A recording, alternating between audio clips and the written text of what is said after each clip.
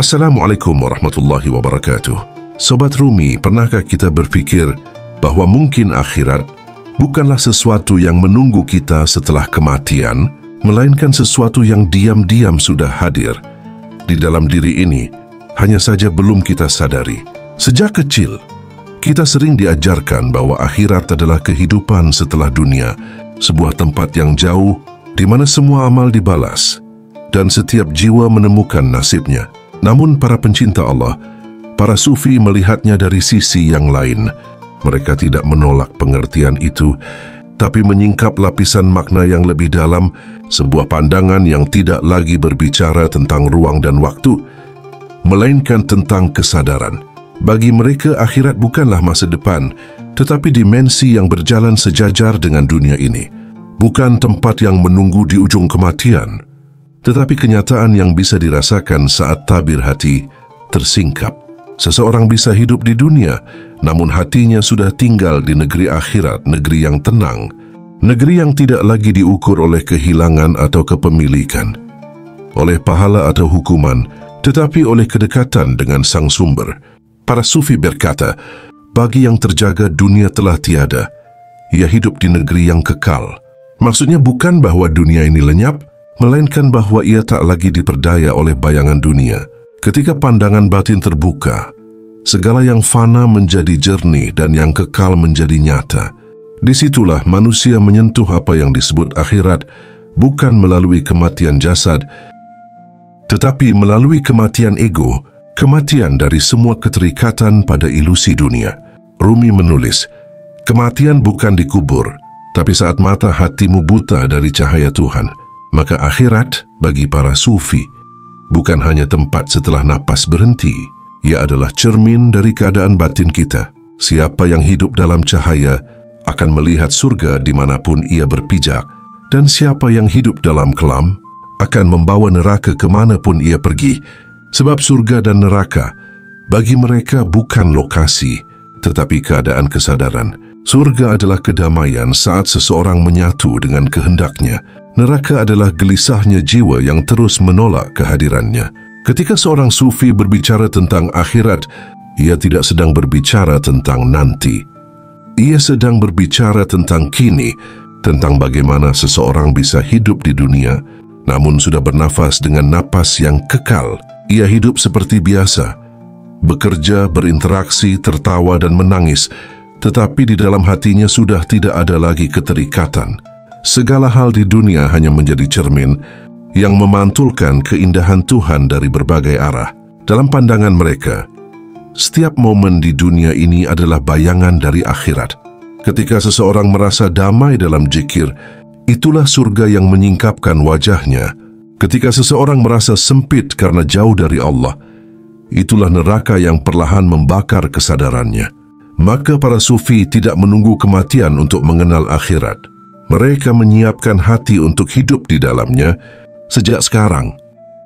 Akhirat bagi mereka bukan balasan, tetapi pulang. Pulang kepada asal cahaya. Pulang kepada keheningan yang tidak berawal dan tidak berakhir. Dan selama manusia masih memandang dirinya sebagai makhluk terpisah, akhirat akan terasa jauh.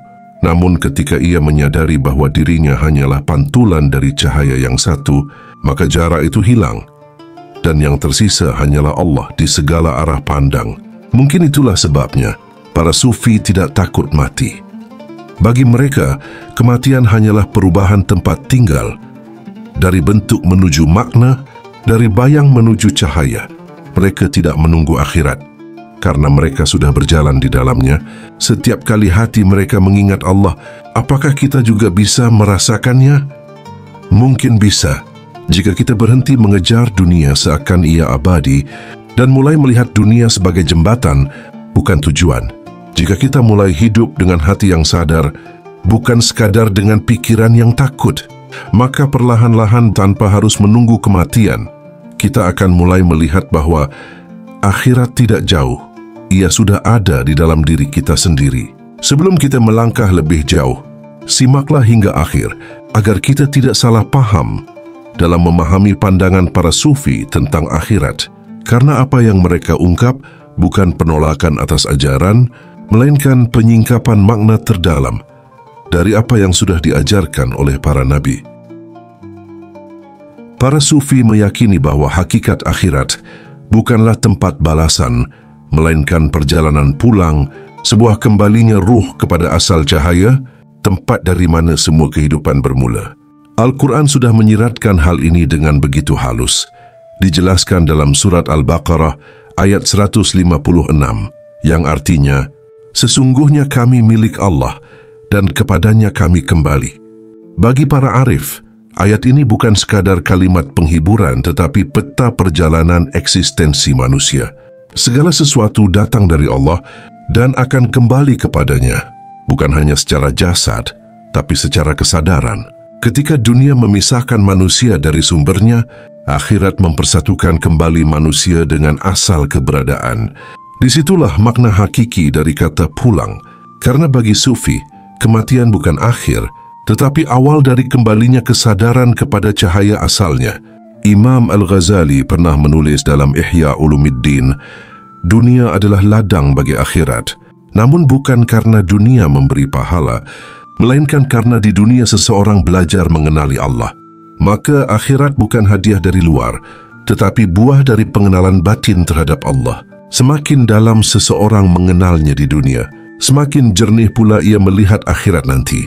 Para sufi mengajarkan bahwa antara dunia dan akhirat tidak ada jarak, yang ada hanyalah tabir kesadaran. Selama manusia hidup dalam kelalaian, ia berada di dunia. Namun begitu tirai itu tersingkap, ia telah berada di negeri yang kekal. Ibnu Arabi dalam Futuhat Al-Makkiyah berkata, akhirat tidak datang setelah dunia, karena bagi yang mengenal Allah, akhirat sudah berlangsung di dalam dirinya. Ungkapan ini bukan untuk meniadakan kehidupan setelah mati, tetapi untuk menegaskan bahwa akhirat adalah realitas yang berjalan sejajar dengan kehidupan dan seseorang bisa merasakannya setiap kali hatinya hidup dalam kehadiran Allah. Dalam pandangan mereka, setiap langkah manusia adalah perjalanan dua arah, keluar dan ke dalam. Keluar, manusia berinteraksi dengan dunia, menjalani bentuk, pekerjaan, dan waktu. Namun ke dalam, manusia bergerak mendekati asal dirinya, yaitu Allah yang menafaskan kehidupan ke dalam dada manusia. Rumi menggambarkannya dengan indah dalam Mathnawi. Kami bukan berasal dari bumi, kami datang dari langit, kami adalah burung, dan dunia hanyalah sangkarnya. Akhirat, bagi Rumi, adalah terbangnya kembali burung jiwa menuju langit asalnya. Dunia bukan musuh, tetapi tempat belajar mengepakkan sayap, dan ketika saatnya tiba, jiwa itu terbang bukan ke tempat asing, melainkan ke rumahnya sendiri. Para sufi juga menjelaskan bahwa di akhirat nanti tidak ada hal yang benar-benar baru, semua hanyalah penyingkapan dari apa yang telah dibawa di dalam hati. Karena itu Al-Quran menyebutkan dalam surat Az-Zalzalah ayat 7, yang artinya, barang siapa yang mengerjakan amal saleh, niscaya akan melihatnya.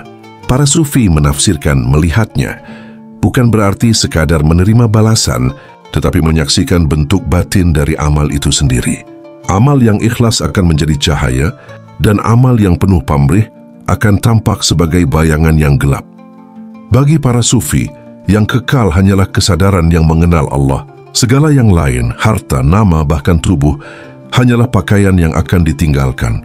Maka mereka tidak mengejar akhirat karena takut, tapi karena rindu. Rindu untuk kembali menyatu dalam keheningan kasih-Nya. Syekh Abdul Qadir Al-Jailani berkata dalam Al-Fath Ar-Rabbani, akhirat bagi para pecinta bukan taman surga, tapi pandangan kepada wajah Allah. Inilah sebabnya bagi seorang sufi, tujuan bukan surga, melainkan liqa'ullah, pertemuan dengan Allah. Surga hanyalah keindahan ciptaannya, sementara yang dicari adalah Sang Pencipta itu sendiri. Dalam perjalanan ruhani, akhirat menjadi bukan sekadar balasan atas amal, tetapi puncak dari kesadaran saat seseorang benar-benar menyadari bahwa tiada yang hidup, tiada yang berkuasa, kecuali Allah semata. Dan saat kesadaran itu lahir, saat hati menjadi jernih dan bebas dari kabut dunia, di sanalah seseorang telah menyentuh sisi akhirat dalam dirinya, meski tubuhnya masih hidup di dunia. Maka akhirat bukan sesuatu yang jauh. Ia tidak menunggu di ujung kehidupan. Ia hadir di setiap napas, di setiap kesadaran yang mengingat Allah. Dan bila hati ini telah mengenalnya, setiap tempat menjadi surga, setiap waktu menjadi keabadian.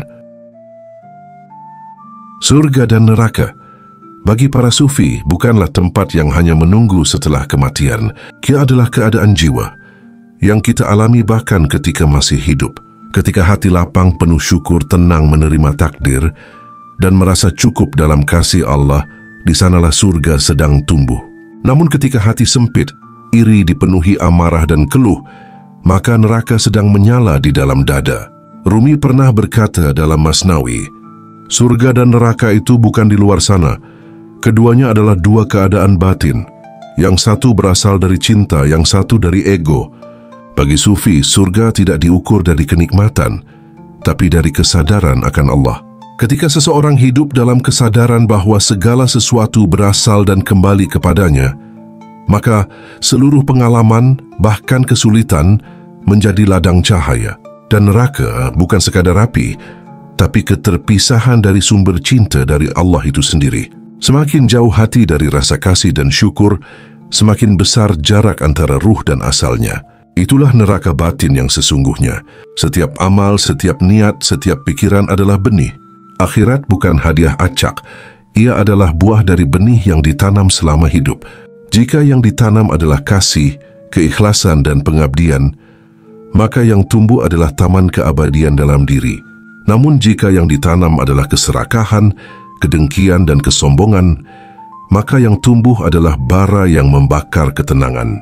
Para sufi tidak menganggap surga dan neraka sebagai alat takut atau imbalan, tetapi sebagai cermin kesadaran. Mereka menyelam ke dalam diri untuk melihat di mana posisi hati mereka. Apakah sedang berada dalam taman kedamaian atau sedang terbakar oleh api keakuan? Karena pada akhirnya, akhirat bukanlah tempat yang jauh di langit, melainkan hasil dari siapa yang kita menjadi selama hidup di dunia. Bagi sufi, hidup ini adalah sekolah untuk mengenali itu, menemukan surga di dalam kesadaran dan memadamkan api neraka di dalam diri. Sebuah momen tanpa ruang dan waktu, ketika hijab antara hamba dan sang kekasih tersingkap, dan yang tersisa hanyalah kesatuan cinta. Mereka melihat akhirat bukan sebagai tempat, tetapi sebagai keadaan kembali. Kembali kepada asal, kepada sumber cahaya yang darinya segala roh bermula.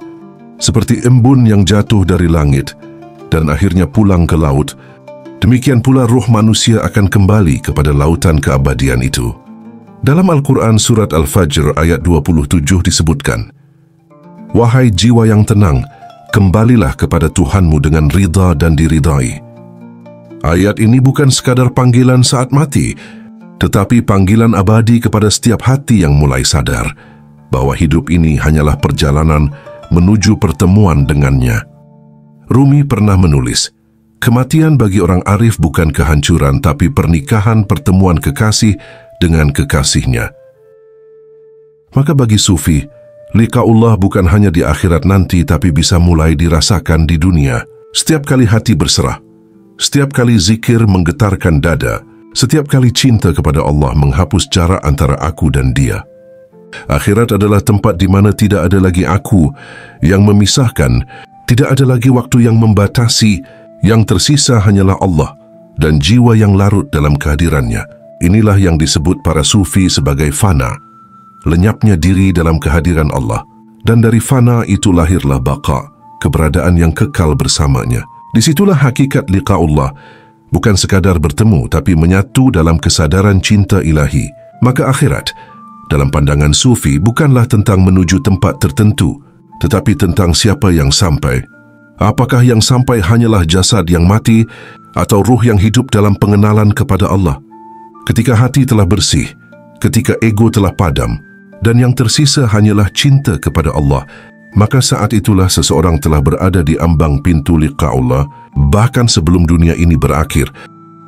Sobat Rumi, segala perjalanan batin yang telah kita bicarakan, tentang alam setelah hidup, tentang surga dan neraka, dan tentang pertemuan dengan Allah, semuanya bermuara pada satu hal, kesadaran.